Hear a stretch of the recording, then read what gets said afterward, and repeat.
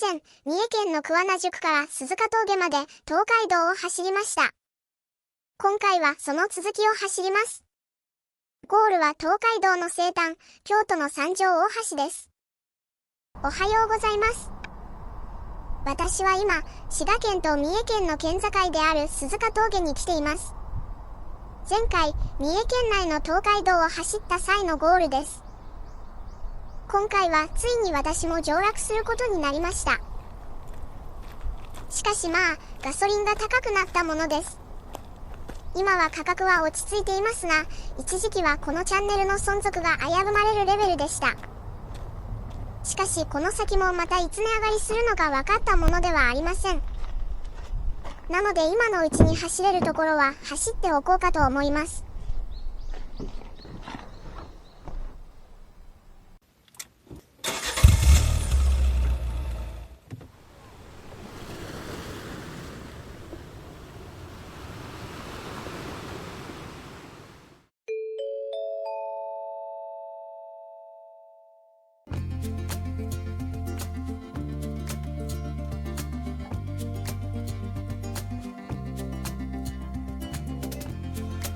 まずは滋賀県甲賀市の鈴鹿峠を西に下っていきます。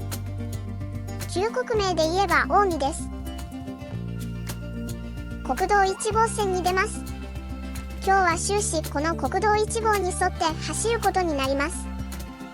もちろん本来の東海道はこれほど直線的ではなく、もっと蛇行していました。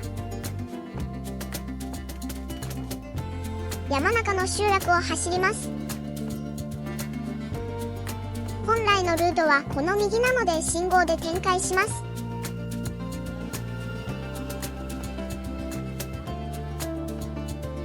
孫太公園の前を通ります。この先は生活道路のため自転車で撮影します。この地に伝わる鈴鹿孫太では、坂はてるてる鈴鹿は曇る、愛の土山雨が降ると歌われています。鈴鹿山脈で雨雲が遮られるため、峠の東側の坂下宿で晴れていても、西側の土山では雨となることがあるのでしょう。新名神高速土山橋の下をくぐり、国道1号に戻ります。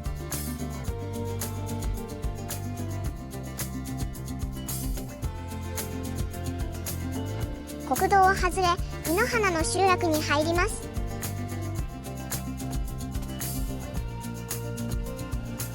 この辺りは東海道の原風景らしさが感じられます。旧街道は今の国道のようにフラットではなく、このように起伏があったのでしょう。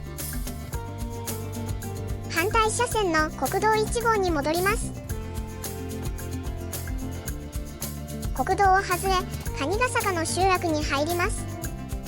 かつて鈴鹿峠にカニのモンスターが住んでいたことが地名の由来だそうです。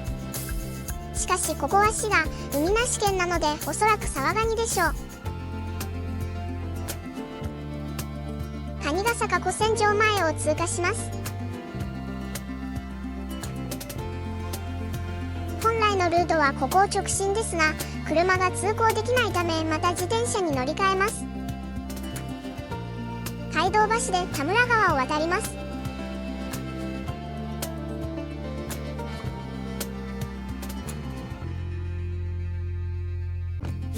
右には田村神社があります。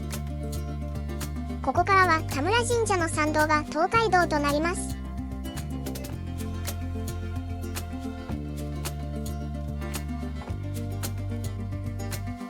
車の映像に戻りますが、道の駅愛の土山に立ち寄ります。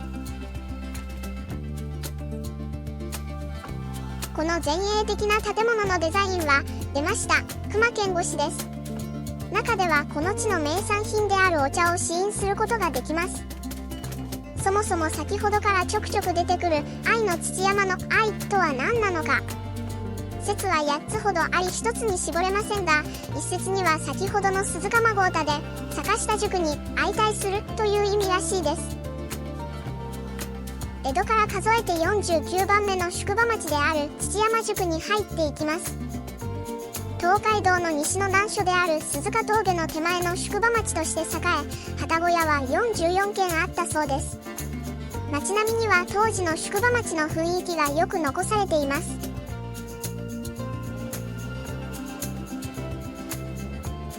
本来のルートはこのまま直進ですが、東海道天満館に立ち寄ります。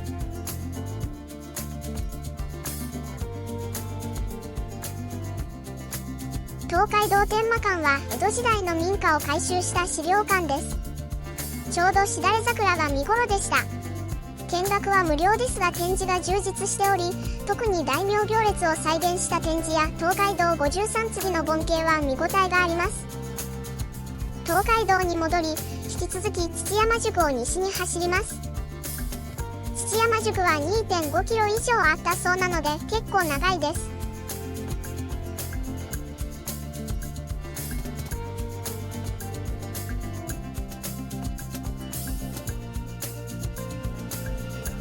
一旦国道1号線に出て北に渡ります。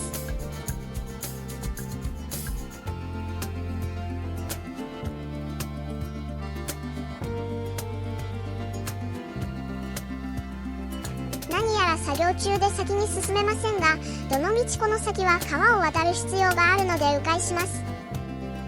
本来のルートは松尾川の渡しで川を渡っていました。松尾川とはこの辺りでの安川の古い呼び名です。国道1号線で安川を渡ります。ここからしばらくは安川の右岸を走ります。ここから東海道に戻ります。この右には西王の頓宮があったと言われています。西王とは天皇の代わりに伊勢神宮の天照大神に仕える未婚の皇族女性のことです。西王は天皇が交代する際に同時に交代となり、新しい西王が選ばれると、以前伊勢街道を走った際にも立ち寄った三重県明和町にあった西宮に住むことになります。頓宮とは今日からそこに向かう途中に設けられた西王の宿泊場所です。この制度は天武天皇から後醍醐天皇までの約660年間続きました。なので東海道としてより伊勢王子としての方が歴史は古いです。市場の集落を走ります。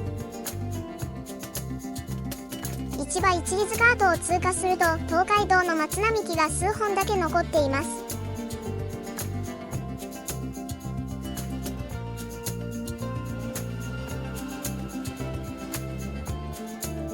土山宿と次の水口宿の愛の宿であった大野の集落に入ります。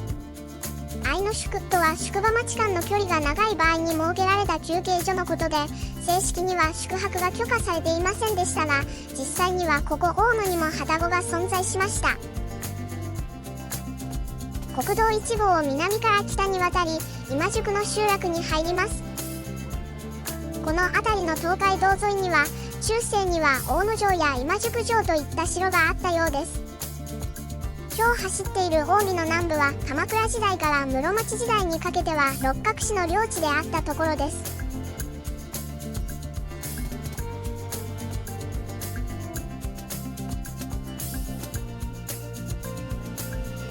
国道1号を北から南に渡ります。この辺りの道は可燃手が残っています。今郷の集落を走ります。本来のルートはここを左折ではないかと思うのですが、 Google マップは直進になっていたので直進します。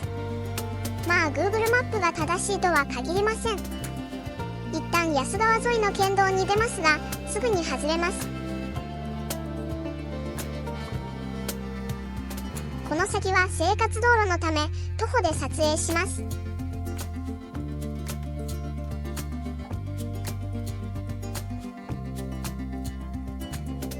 岩神社の前から車に戻ります。岩神社には社はなく岩を祀っています。この地区では昔は子供が生まれると岩神社に参拝した後、岩の前に立ち東海道を行く旅人に子供の名前を付けてもらうという変わった風習があったそうです。旅人の責任重すぎませんかね。正面に見えてきた山の上にはかつて水口岡山城がありました。羽柴秀吉の命で築城され、城下町は宿場町の基礎となりました。水口宿東見附跡から江戸から数えて50番目の宿場町である水口宿に入っていきます。水口の東側は東海道の宿場町であり、西側は水口城の城下町です。宿場町側は3本の道が平行に走っており、東海道は真ん中の道です。かつては街道一の人止め場と呼ばれ、この辺りではかなり大きな宿場町であり繁栄していたようです。現在でも個人商店が多くあり、昭和レトロを感じさせ、これはこれでいい雰囲気です。最近はこういう街並みも少なくなりました。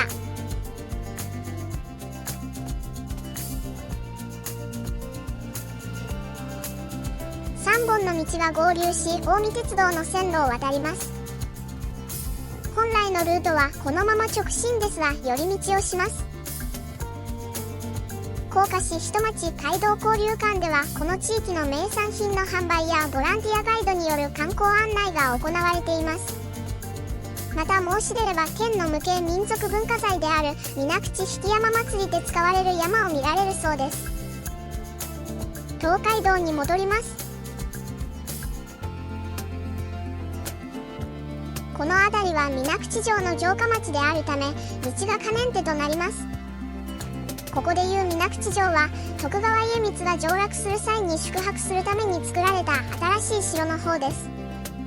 もともとは先ほど話した秀吉の命で作られた城が水口城と呼ばれていましたが、今は区別するためそちらは古城や岡山城と呼ばれています。新しい水口城の方は平成3年に復元された資料館です。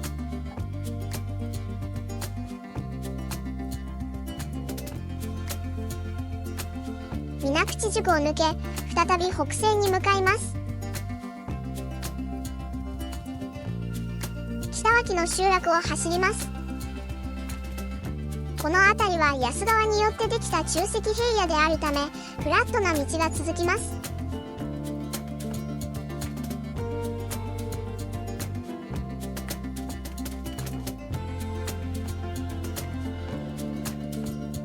旧柏木村泉の集落に入ります。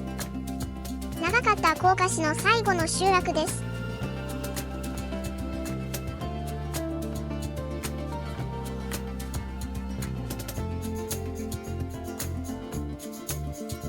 泉一里塚前を通過します。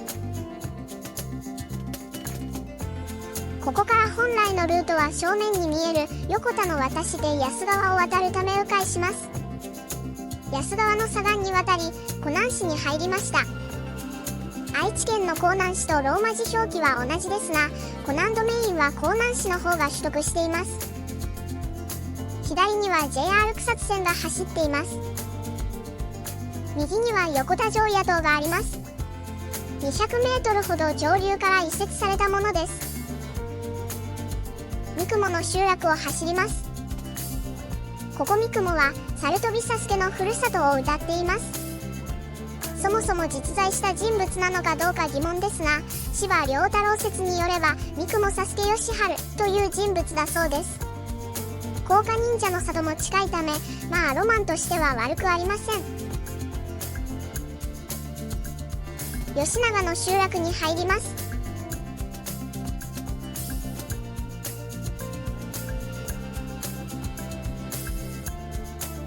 JR 草津線の線路を渡ります。名古屋京都間を在来線で最安値で移動するルートは東海道本線ではなく、この草津線と JR 関西本線を利用するルートです。ただし時間はそれなりにかかります。正面に見えてきたのは大佐川隧道、通称吉永の万歩です。大佐川は天井川となっており、川底の下をトンネルが掘られています。建設されたのは明治時代であり、それより昔の東海道は土手を登っていました。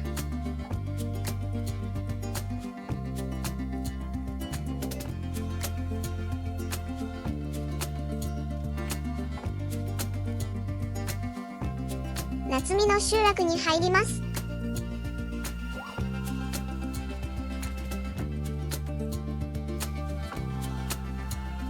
夏見一里塚跡の前を通過します。由良谷川隧道、こちらも天井川となっています。針の集落に入ります。この地は針泉の神の居城である針城の城下町でした。針泉の神はこの地の地侍集団甲賀53家の一人です。甲賀53家は曲の陣において室町幕府と敵対する六角氏を助けた甲賀忍者の源流と言われています。麹袋の集落に入ります。なんとも変わった地名ですが、その由来がわからなかったので AI に聞いてみました。柑橘に関係する自然、産物、袋状の地形、古い呼び名への当て字、これらが組み合わさって成立した地名と考えられています。本当ですか？江戸から数えて51番目の宿場町である石部宿へと入っていきます。今日朝に出立した旅人がだいたい最初に宿泊するのがこの石部宿で、表立ち、石部止まりとも言われました。考察場や問屋場があった交差点を越えます。本陣のあった石部宿の中心部に入っていきます。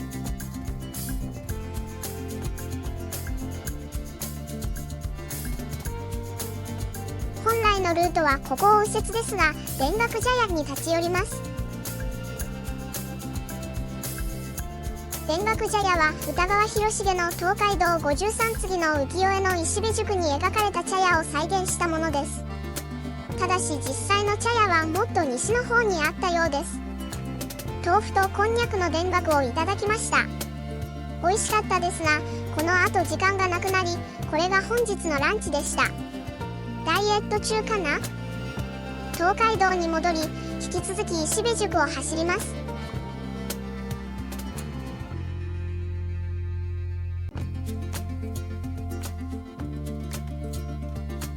正面に見えてきた山は近江富士です。石部宿西縄手で宿場を抜けます。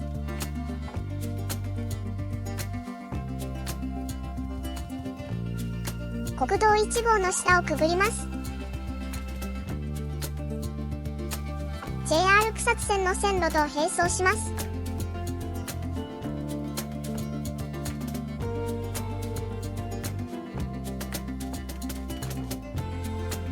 名神高速道路の下をくぐり、ここから栗東市に入ります。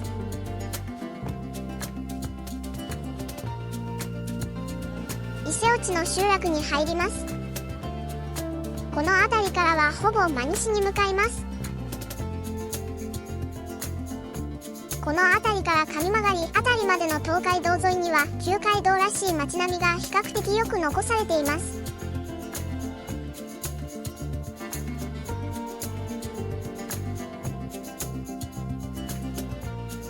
林の集落に入ります。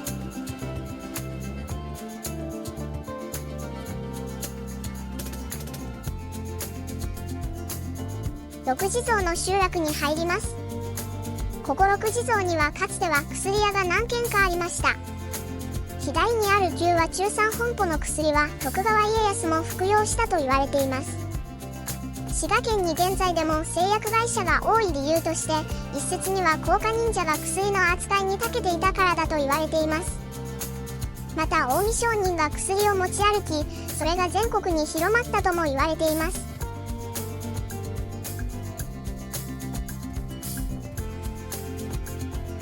小野の集落に入ります。右には片替えの松があります。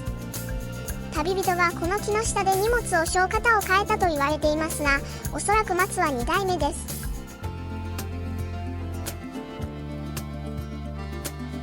手原の集落に入ります。手原はもともとは手原と表記し、手原見節話に由来します。手原見節話とは、女性が男性の手に接触したことで妊娠し、片手を出産したというなんとも奇妙な伝説であり、ここだけでなく兵庫県の村にも同じ伝説が存在します。握手会など開いたら大変なことになります。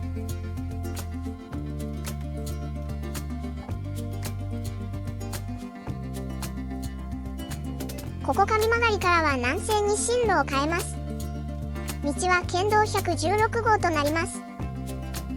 旧春田村川面の集落に入ります。これを川面と読ませるのは難易度高めです。この辺りの東海道は古い建物は少なくなり、新しい街並みとなります。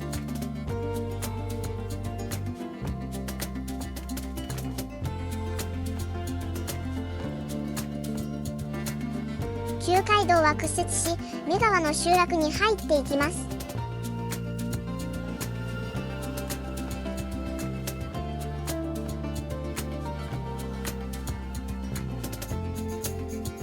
右には田楽発祥の地の碑があります。先ほど石部宿で田楽を食べましたが、一説には歌川広重の描いた石部宿はここ目川であったとも言われます。ここから北西に進路を変えます。東海道新幹線の下をくぐります。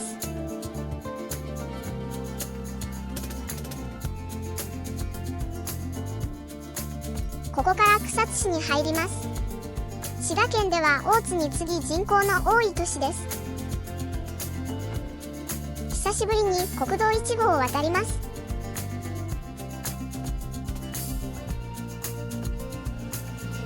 江戸から数えて52番目の宿場町である草津宿へと入っていきます。中山道は東海道に合流する古くからの交通の要衝です。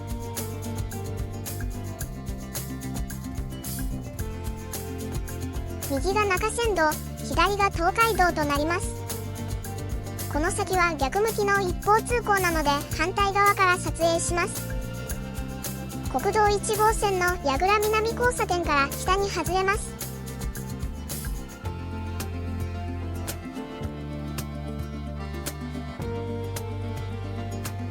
この交差点は矢橋道と呼ばれる道との追い分けです。ここから次の宿場である大津に陸路で向かうには琵琶湖を南に迂回する必要があります。しかしこの道の先にある矢橋の渡しで琵琶湖を渡ればショートカットすることができます。けれども天候が荒れた場合は出港できないため、結局迂回した方が良かったということにもなり得ます。これが磯川回れの語源となったと言われています。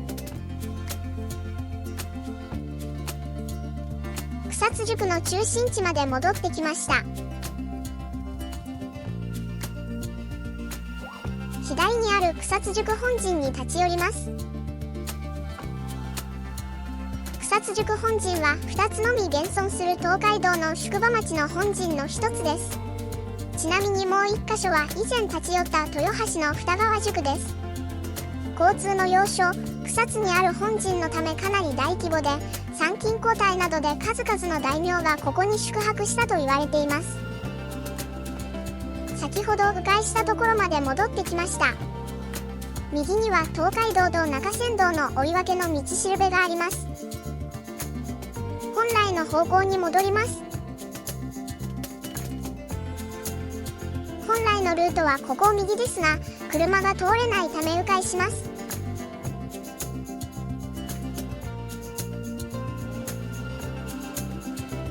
東海道に戻り、野地の集落を走ります。この辺りからしばらくは古い町並みはあまり残っていません。先ほど草津でお土産に乳母餅を買いました。その歴史は古く、徳川家康も大阪の陣の際に食べたと言われています。紀元は400年ほど前、織田信長に滅ぼされた佐々木義孝のひ孫をその乳母が養うために餅を作って売り始めたのが始まりと言われています。餅はばあさんの父を模しているそうですが、家族には黙っておきました。瀬田へ回ろうか矢場製区だろうか、ここがシアンの乳母餅。私は車なので当然瀬田に回っています。ここから大津市に入ります。滋賀県の県庁所在地ではありますが、京都のベッドタウン的な要素が強いため、夜間人口の方が中間人口よりも多いです。まあ名古屋と岐阜みたいな関係でしょう。先ほどからずっと住宅街を走っていますが、飛び出し坊やをよく見かけます。某映画でもネタにされていましたが、飛び出し坊やは滋賀県が発祥だそうです。設置数も日本一で、なんでも滋賀県の人口と同じ140万体あると言われています。ここ大江では一旦西に向かいます。滋賀と京都を隔てる山々もだんだん近くなってきました。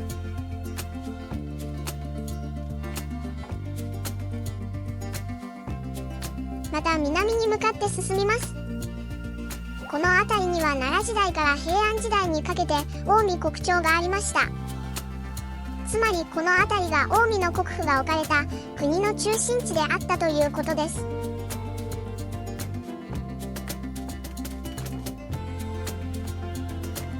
旧瀬田村に入ります。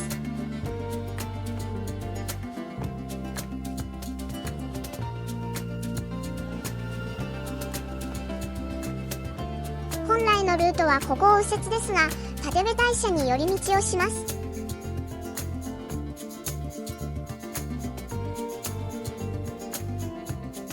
立部大社は大和尊命を祀る近江の国の一宮です。本殿は日本初の1000円紙幣にも描かれました。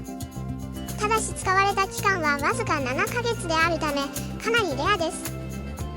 本来のルートに戻ります。瀬田橋本の集落を西に進みます。瀬田唐橋で瀬田川を渡り琵琶湖の西側に入ります。戦国時代には唐橋を制する者は天下を制すと言われた軍事的要衝です。京阪石山坂本線の線路を渡ります。鳥居川交差点からは北に向かいます。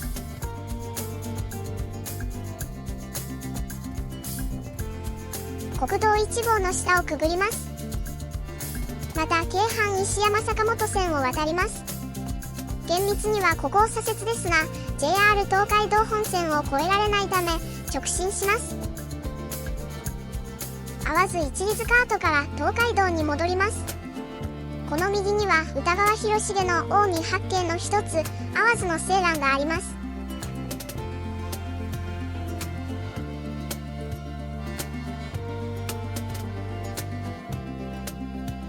ここからはまた西に進みます。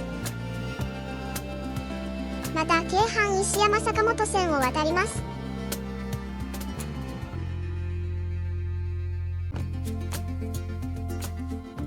先ほどの電車に追いつきました。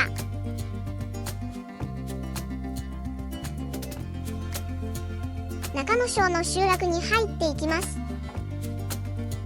この辺りは是瀬城の城下町であったためか道は複雑な可燃手となっています。是瀬城は江戸幕府を開いた徳川家康が天下普請で最初に大名に作らせた城だと言われています。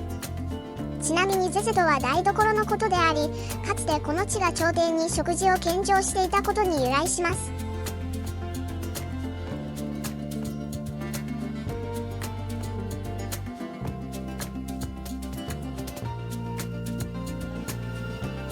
ここからまた西に向かいます。旧街道は京仁寺に突き当たるので回り込みます。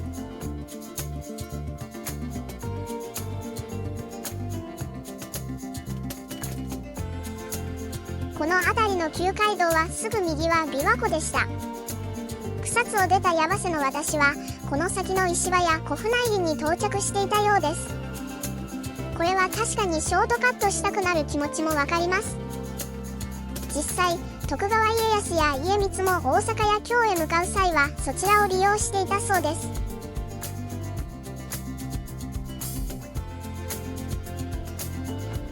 京阪石山坂本線を渡り江戸から数えて53番目の宿場町である大津宿に入っていきます。ついに最後の宿場町です。ここまで長かったです。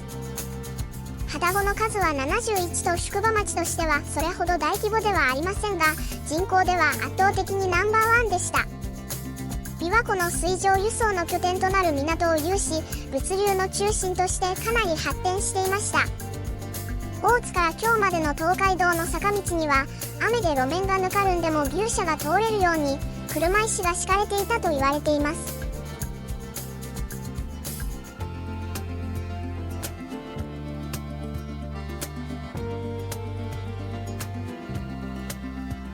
京阪京新線の路面電車と並走し、南に向かいます。大津宿本陣前を通過します。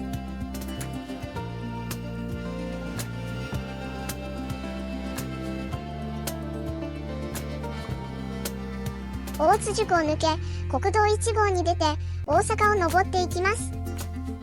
百人一首でおなじみ、蝉丸が、これやこの、行くも帰るも別れては、知るも知らぬも大阪の関と読んだ場所です。右には大阪山関跡があります。ここから旧国名は近江から山城となります。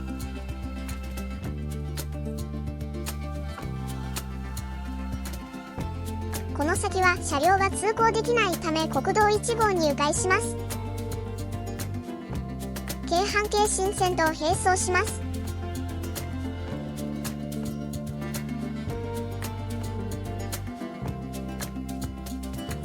国道1号を外れ、名神高速の下をくぐります。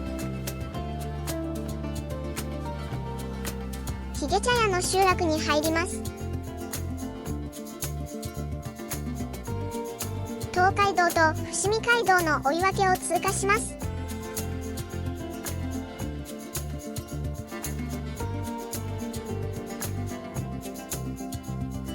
ここからは国道1号を横切る必要があるため迂回します。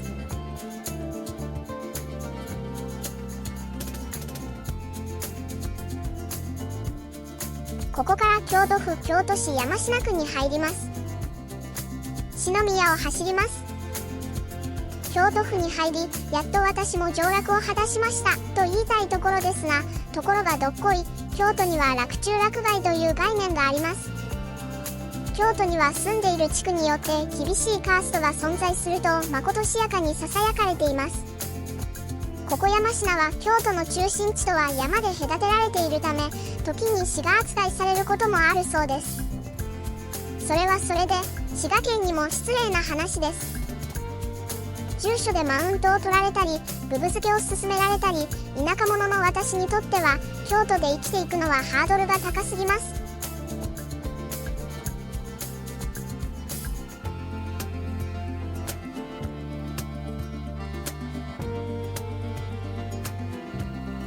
京都府道143号に出ます。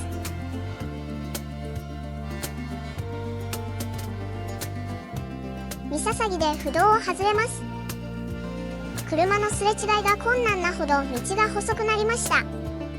私の住んでいるところは田舎なので、車の離合には多少は人様の敷地に入っても許される暗黙の了解があります。しかしここは京都、そんな甘い考えを持った者には、池髄石という非人道的なトラップが容赦なく襲いかかります。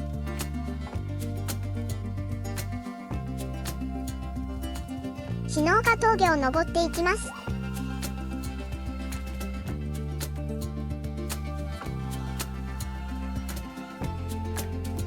不動143号に戻ります。ここからゴールの三条大橋までは、通称三条通りを道なりに西に進んでいくのみです。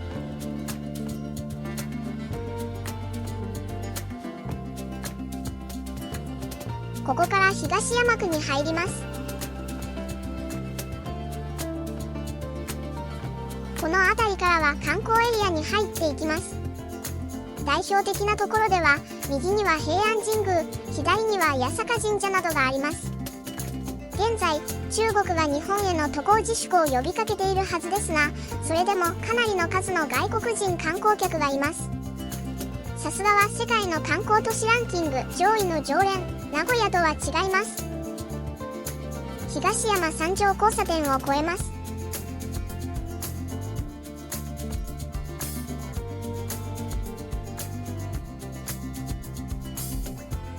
この交差点の向こうがゴールの三条大橋です。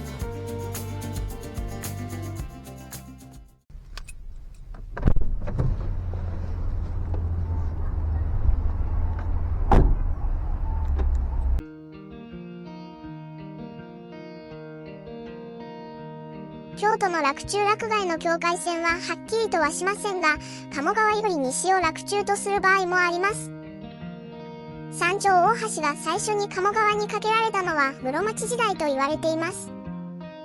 江戸時代には東海道の西の起点となり、多くの旅人がここから東を目指しました。さて、無事に東海道の西端まで来たところで、これからどうしようかなといったところです。次は東を目指すのが筋でしょうが、箱根峠という難所があり、車で通れないため正直迷っています。旅のパイセンに尋ねながらお別れです。ご視聴ありがとうございました。